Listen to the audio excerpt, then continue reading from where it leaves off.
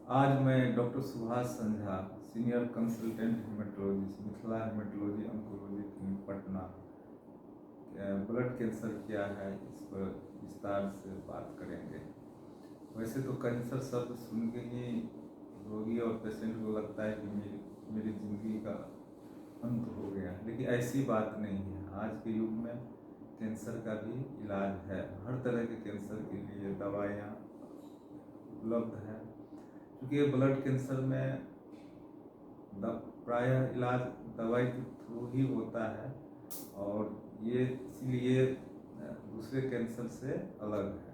दूसरा कैंसर जैसे carcinoma, sarcoma है, उसमें सर्जरी, रेडिएशन और कीमोथेरेपी तीनों का कम्बिनेशन यूज किया जाता है।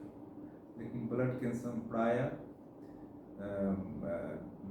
दवाइयाँ यूज किया जाता है, चाहे वो कीमोथेरेपी हो या इम्यूनोथेरेपी हो, कम्बिनेशन ऑफ इम्यूनोथेरेपी हो, और कभी कभी रेडिएशन की आवश्यकता होती है विशेष परिस्थिति में, विशेष टाइप के ब्लड कैंसर।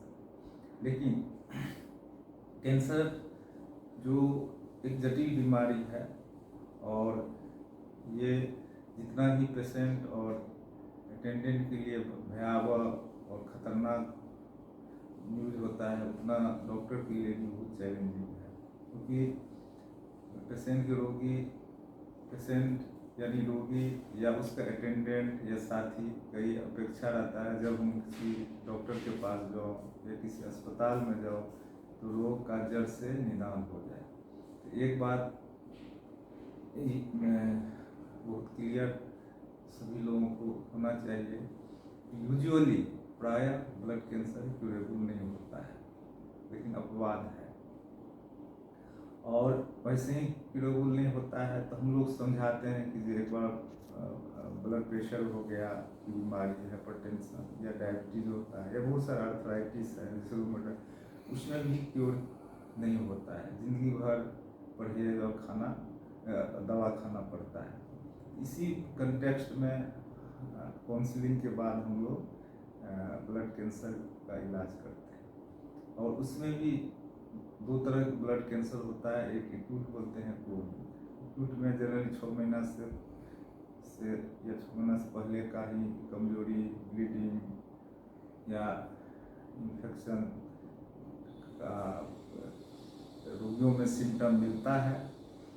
और क्रोनिक वाले में प्रायः रोगियों के ब्लड में या ग्लैंड में, लिम्फ नोड में जो परिवर्तन रहता है 6 महीना से ऊपर का रहता है, पुराना रहता है, और कितना बार रूटीन इन्वेस्टिगेशन जो किसी और बीमारी के कारण किया जाता है उसमें ब्लड में परिवर्तन मिलता है, या पेशेंट का एग्जामिनेशन करने पर लिम्फ नोड या स्प्लीन बढ़ा हुआ मिलता है। इस तरह के जो क्रोनिक ब्लड कैंसर होता है, जिसमें हम लोग क्रोनिक माइलाइड ल्यूकेमिया अपने बिहार इंडिया में कॉमन है। दूसरा जो कॉमन है CLL, क्रोनिक लिम्फोसाइटिक ल्यूकेमिया, और तरह के कुछ NHL है, लिम्फोमा है।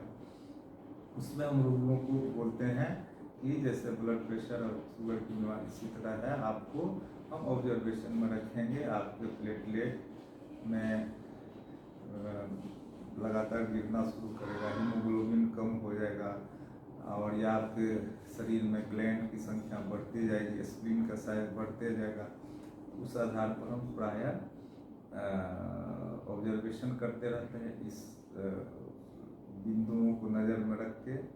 और अगर इस तरह के ब्लड में कोई खास परिवर्तन होता है जिससे पेशेंट का क्वालिटी ऑफ लाइफ, जीवन पद्धति में खास प्रभाव आने लगता है, तो हम लोग दवा शुरू करते हैं।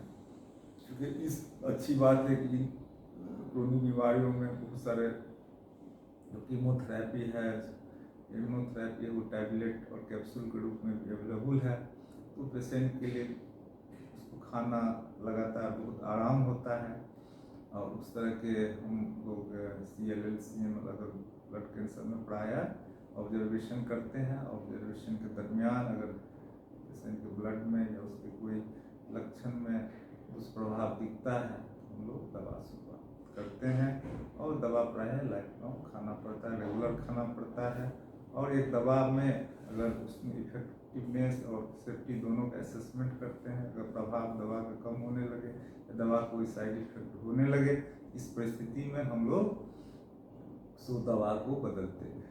लेकिन दूसरा जो रूप है ब्लड कैंसर का, एक्यूट ल्यूकेमिया, जो जैसे मैंने बताया 6 महीना से कम का हिस्ट्री रहता है साइन सिम्टम का, लक्षण का, उसमें अर्ली डायग्नोसिस या ट्रीटमेंट का जो कंसेप्ट है बहुत महत्वपूर्ण होता है, क्योंकि उसके कारण एंड ऑर्गन डैमेज, किडनी हो, ब्रेन हो, लंग हो, इस सब का डैमेज होने का चांस होता है। और इस जब डैमेज हो जाता है उस परिस्थिति में ट्रीटमेंट करना भी मुश्किल होता है। अगर ट्रीटमेंट करते हैं लाइफ जाने की संभावना काफ़ी रहती है, और लाइफ अगर बच जाए तो कितनी बार एंड ऑर्गन डैमेज होने के कारण रिकवरी, जो हम अपेक्षाकृत रिकवरी बीमारी से नहीं होता है। बीमारी क्योर तो नहीं होता है, लेकिन रिकवरी या रेमिशन जो बोलते हैं वो भी सही ढंग से नहीं हो पाता। इस परिस्थिति में अर्ली डायग्नोसिस बहुत इम्पोर्टेंट है। हेमेटोलॉजी की खासियत है कि प्राय डायग्नोसिस सीबीसी के आधार पर या बोन मैरो या पेरिफेरल स्मीयर एग्जामिनेशन से इनिशियल डायग्नोसिस हो ही जाता है, और फर्दर इवैल्यूएशन के लिए हम लोग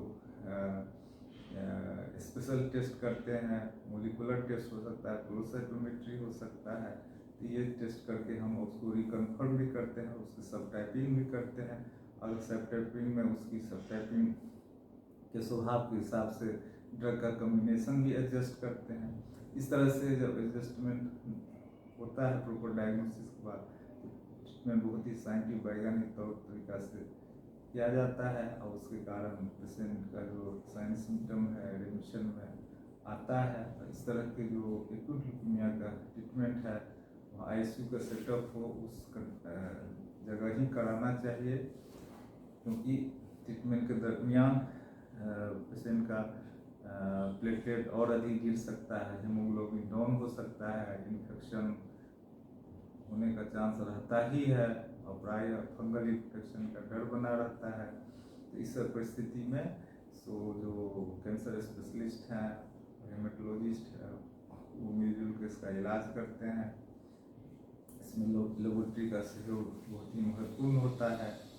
तो इस तरह के एक्यूट ल्यूकेमिया है जिसमें ALL और AML acute lymphoblastic leukaemia, acute myeloid leukaemia, तो ये दोनों की हम लोग डायग्नोसिस करके और इलाज शुरू करते हैं। क्योंकि एक्यूट माइलॉइड ल्यूकेमिया में जो ट्रेडिशनल है 2 ड्रग का कॉम्बिनेशन, जिसको 3+7 कॉम्बिनेशन भी बोलते हैं, सिटाराबिन डोनोरुबिसिन का वो देते हैं। आजकल अगर मोलिकुलर टेस्ट पेशेंट का म्यूटेशन स्टडी किया जाता है, उसमें कोई खास पॉजिटिविटी आता है, जैसे एग्जाम्पल FLT3 पॉजिटिव AML हो सकता है, और तरह के AML है, LDH में अल्ट्रेशन के कारण भी सब टाइपिंग होता है। इस सब टाइपिंग आधार पर कुछ हम लोग इम्यूनोथेरेपी भी देते हैं, कीमोथेरेपी के साथ कॉम्बिनेशन का, ताकि पेशेंट का रेमिशन फास्टर हो, बेहतर हो, उसको साइड इफेक्ट कम हो, और रेमिशन काफ़ी लंबा हो। तो हम लोग रेमिशन का टारगेट यूजुअली इनिशियल स्टेज में पेशेंट का जान बचाना है, तो हम लोग बोलते हैं कि पहले 6 महीना का टारगेट लेकर रहते हैं। जब 6 महीना हो जाता है तो हम लोग टारगेट को 5 ईयर्स के आधार पर करते हैं। और जैसे एक्यूट ल्यूकेमिया एडल्ट हो तो उसमें रेमिशन के बाद बोन मैरो ट्रांसप्लांटेशन की भी इसको बना रहता है। तो जिसके पास पैसा है या जो या उसमें ऐसे अगर कोई खास बीमारी को मोर्बिडिटी में हो, तो हम लोग बोन मैरो ट्रांसप्लांटेशन के लिए काउंसलिंग करते हैं। जहाँ तक ALL की बात है, तो ALL में कीमोथेरेपी बेहतर काम करता है, और उसमें ट्रांसप्लांट अवॉइड किया जाता है, लेकिन ये काफ़ी लेबोरियस और रोबस्ट थेरेपी है। काफ़ी दवाओं का कम्बिनेशन का चलता है, वो भी फेज वाइज चलता है। जैसे हम लोग इंडक्शन है, कंसोलिडेशन है, री इंडक्शन है, तो इस तरह की जो मेंटेनेंस है, ये थेरेपी होने में यूजुअली 6 महीना लग जाता है। दरमियान बहुत सारे प्लेटलेट, ब्लड, एंटीबायोटिक और एंटी फंगल ड्रग की ज़रूरत पड़ती है। इसीलिए इसमें ट्रीटमेंट होने से पहले अटेंडेंट का काउंसलिंग किया जाता है कि इस तरह से आपको समय देना पड़ेगा, इस तरह की खर्चा हो सकती है। और जिस पेशेंट को पैसे की कमी है तो हम लोग बोलते हैं कि आयुष्मान के थ्रू या आपको जहाँ रिम्बर्समेंट है उसको उस तरह का हॉस्पिटल में वो रेफर करते हैं ताकि उसको कम पैसे में बेहतर इलाज हो जाए। और जिसके पास जो सुविधा नहीं है उसको भी हम लोग चीप एंड बेस्ट ट्रीटमेंट करने की कोशिश करते हैं।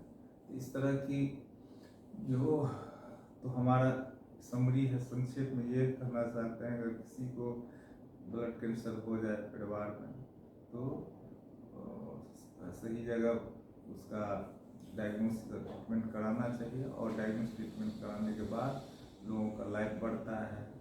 और मेरा व्यक्तिगत भी अनुभव 5 साल 10 साल भी लाइफ बढ़ सकता है।